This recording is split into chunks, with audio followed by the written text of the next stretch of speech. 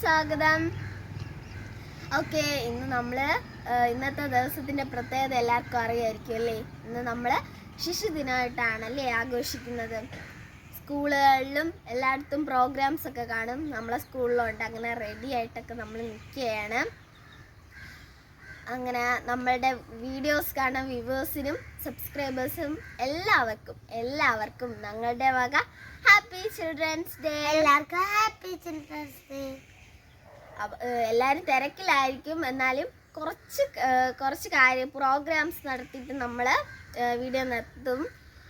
ഇവൻ്റെ ഒരു കൊച്ചു പാട്ടും എൻ്റെ ഒരു ചെറിയൊരു സ്പീച്ചും കഴിഞ്ഞിട്ട് നമുക്ക് വീഡിയോ നിർത്താം. അപ്പം നമുക്ക് ആദ്യം ഇവൻ്റെ ഒരു പാട്ട് കേൾക്കാം. ഓക്കെ.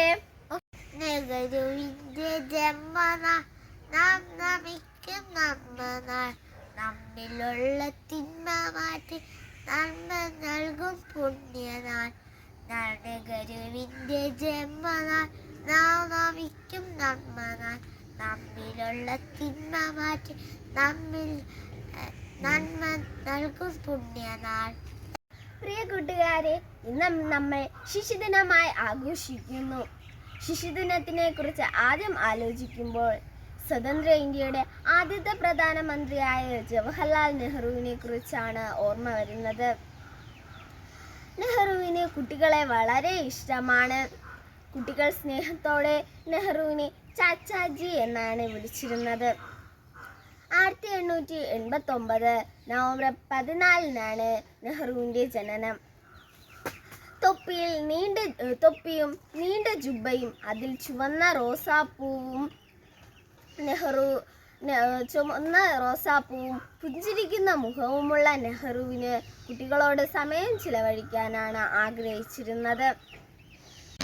കുട്ടികളൊരു പൂന്തോട്ടത്തിലെ മുകളങ്ങളെ പോലെയാണ്. അവരെ ശ്രദ്ധയോടെയും സ്നേഹത്തോടെയും വളർത്തണം.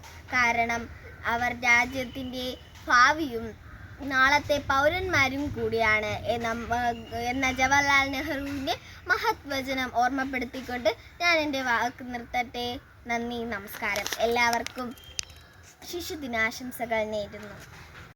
ഓക്കെ ഗൈസ്, നമ്മൾ ഇന്ന് ചിൽഡ്രൻസ് ഡേ ഉണ്ട്. ഇത് കൊച്ചു പ്രോഗ്രാമിന് എല്ലാവർക്കും ഇഷ്ടപ്പെട്ടെങ്കിൽ എല്ലാവരും ലൈക്ക് ചെയ്യണം, സബ്സ്ക്രൈബ് ചെയ്യണം, സപ്പോർട്ട് ചെയ്യണം. അപ്പം നമുക്ക് സ്കൂളിൽ പോകാൻ ടൈമായി, നിങ്ങൾക്കും ടൈമായി കാണും. എല്ലാവർക്കും ടാറ്റാ, ബൈ. നമ്മൾ പോവാം.